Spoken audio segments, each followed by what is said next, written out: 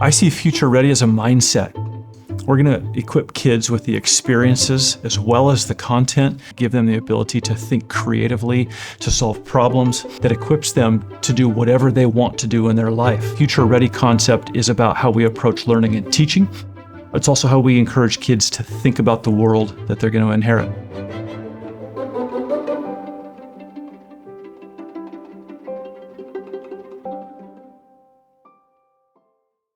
Does Yeti belong in this conversation? No, that's does Owala have a Caddy? I have a yellow Yeti. Better than Owala, better than Zeke. There's something magical that happens when a kid's in high school and they're in that exploratory phase of life. They want to learn from other adults, and you know that you can change a child's life through education.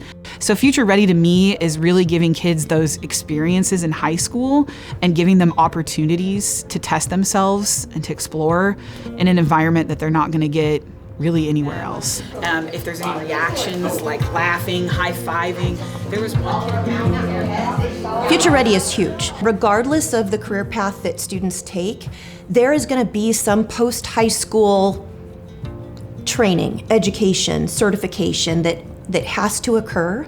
And that means we need to prepare students to learn beyond their diploma. And altogether, for post-high school education, it'll take around 4 to 6 years. A lot of times it's the grit, being able to stick with something from the beginning to the end.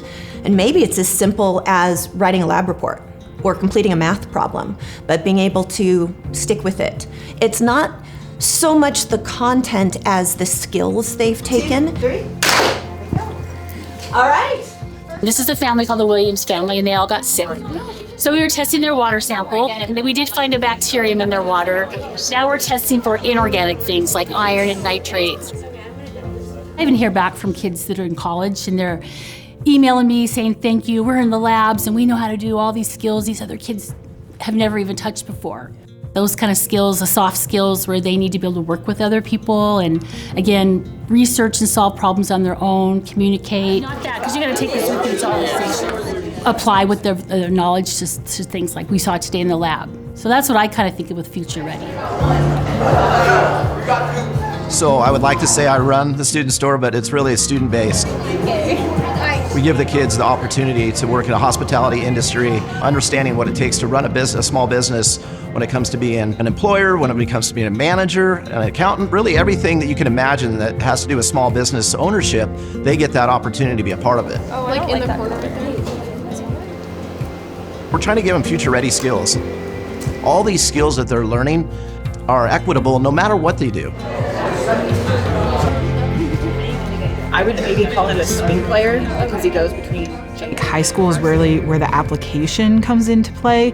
So it's really getting those opportunities for real world experiences, like facing them with, problems that the industry also deals with. The goal is that the water is like splashing so that they're colliding like this. Okay. So the cups you have a whole bag of skills and experiences that you can draw from, and you had to learn how to problem solve and navigate in a safe environment where you can afford to make those mistakes and learn from them and also get better at what you're doing. Just like Horikoid, that one's new for our second years. Okay, 3rd or 4th years, one of you guys teach this real quick. So you follow the clavicle down until you find the chromium process, and then it's like 2 more. Even if the pathway isn't fully paved, there's enough of a start that they can get to that next step, whatever that next step is.